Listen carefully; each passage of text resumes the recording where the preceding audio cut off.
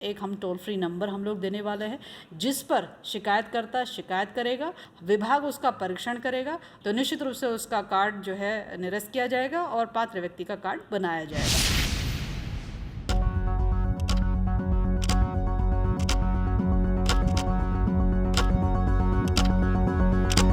30 मई तक का हमने समय दिया है कि लोग स्वयं ही, अपात्र व्यक्ति स्वयं ही जो है कार्ड को सरेंडर कर दे, अन्यथा एफआईआर दर्ज करने से लेकर और गरीब व्यक्ति का राशन जितने समय तक उसने खाया होगा वो सब वसूलने का काम हम बाकायदा करेंगे।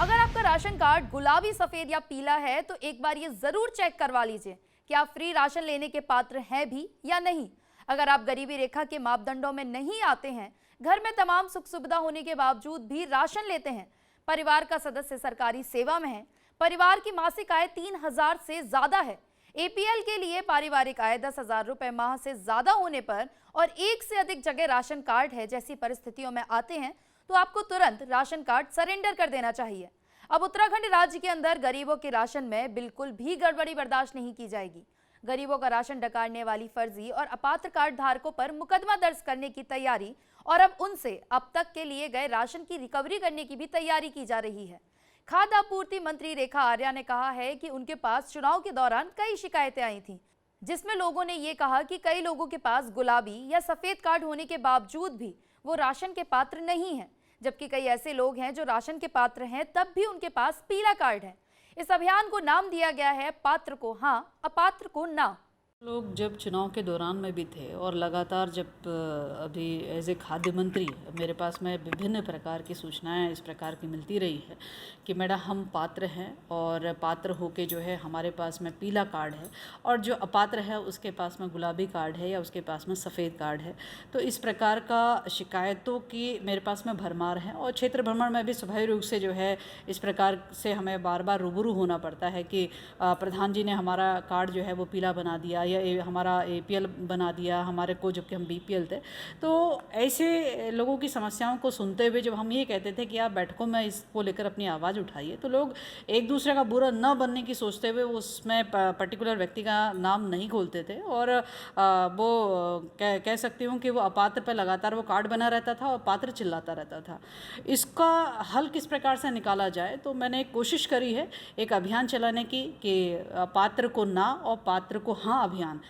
फर्जी राशन कार्ड लेने वालों और कार्ड धारकों को कार्ड सरेंडर करने के लिए 31 मई तक की मोहलत दी गई है। कार्ड धारकों पर शिकंजा कसने के लिए एक टोल फ्री नंबर भी जारी किया गया है, जिस पर अपात्र कार्ड धारकों के खिलाफ शिकायत की जा सकती है, जिसकी सूचना विभाग गोपनीय रखेगा।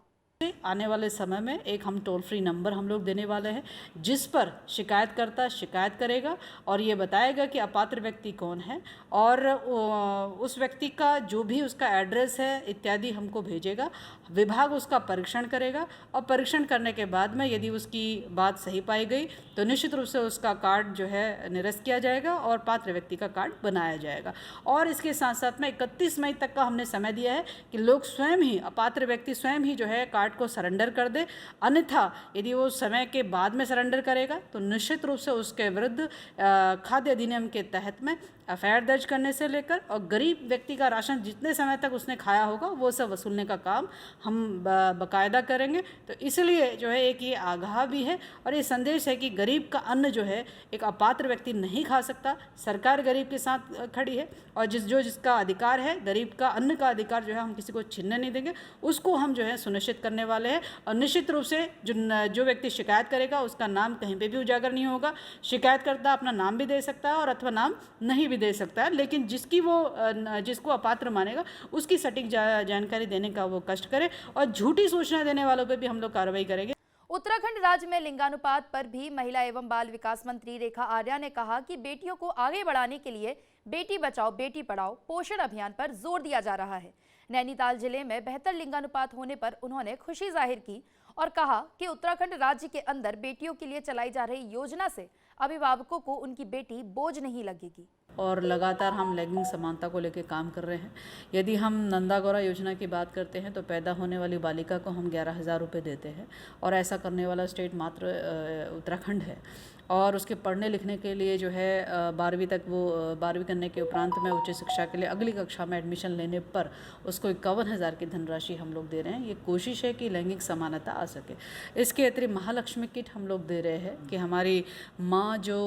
इन बच्चियों को पैदा करती है वह भी लक्ष्मी है, पैदा होने वाली भी लक्ष्मी है। तो महालक्ष्मी किट की आखिरकार अभिभावकों को किसी प्रकार से ये बोझ ना महसूस होने पड़े कि लड़की पैदा हुई तो अब हमारे को ये सामग्री लेने में हमें तकलीफ़ है, वो सामग्री हमें लेने में तकलीफ़ है। एक पूरा किट जो है बच्चियों की आवश्यकताओं को लेकर और माँ की आवश्यकताओं को लेकर और पोषण को ध्यान में रखते हुए किट प्रॉपर उनका बनाया गया है और यह भी कोशिश है कि ये लैंगिक समानता को हम बढ़ावा दे सके। साथ ही आपको बता दें कि मंत्री रेखा आर्या ने अधिकारियों और विभागीय कर्मचारियों को रोजाना अपने दफ्तर पहुंचने के निर्देश दिए थे। साथ ही मंत्री ने चेतावनी भरे लहजे में कहा था कि लापरवाही और जनता से बेरुखी की तो खैर नहीं।